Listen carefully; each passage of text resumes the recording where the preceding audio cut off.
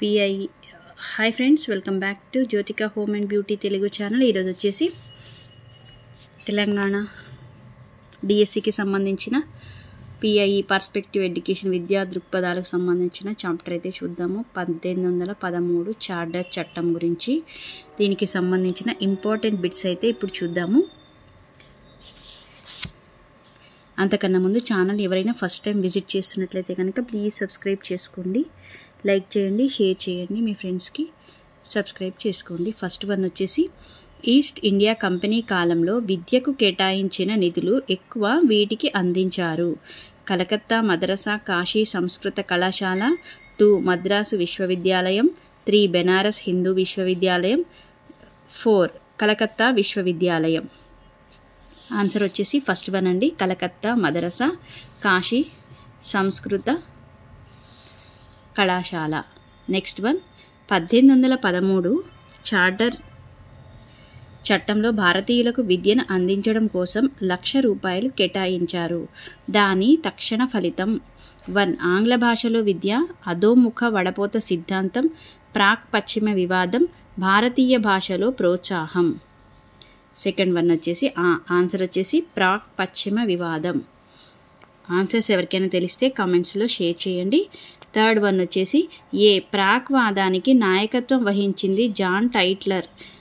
B పశ్చిమవాదానికి నాయకత్వం వహించింది lord Macaulay, Raja Rammohan Roy. C ఉన్నత వర్గాలకు విద్యను అందించడం ద్వారా దిగువ తరగతి ప్రజలకు దానంతట అదే విద్య ప్రసారం అవుతుంది అనే భావనతో అధోముఖ వడపోత సిద్ధాంతాన్ని ప్రతిపాదించారు.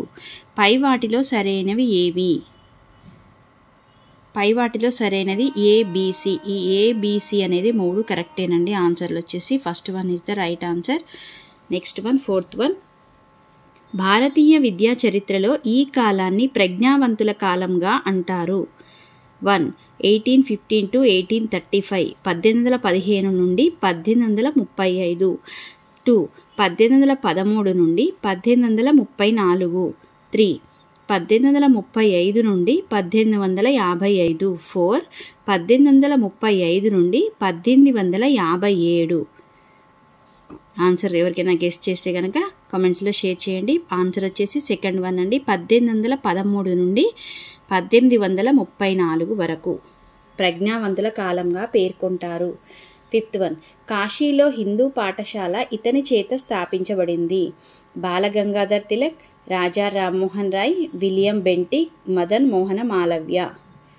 ఫిఫ్త్ వన్ ఆన్సర్ వచ్చేసి fourth one, Madan Mohana Malaviya.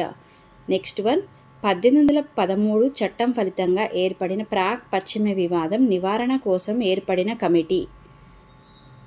Hunter, Charles would, Charles grant, lord Macaulay. Answer వచ్చేసి ఫోర్త్ వన్ అండి, lord Macaulay right answer. Seventh one భారతీయులు పండితులే కారు. పండితుడంటే జాన్ లాక్, తత్వశాస్త్రం, మిల్టన్ సాహిత్యం తెలిసినవాడు.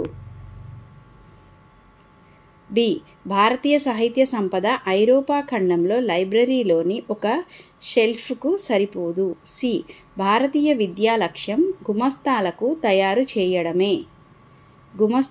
తయారు చేయడమే. డి ఆంగ్లం నూతన విజ్ఞానానికి తాళం చెవి లాంటిది. ఈ ఆన్సర్స్లో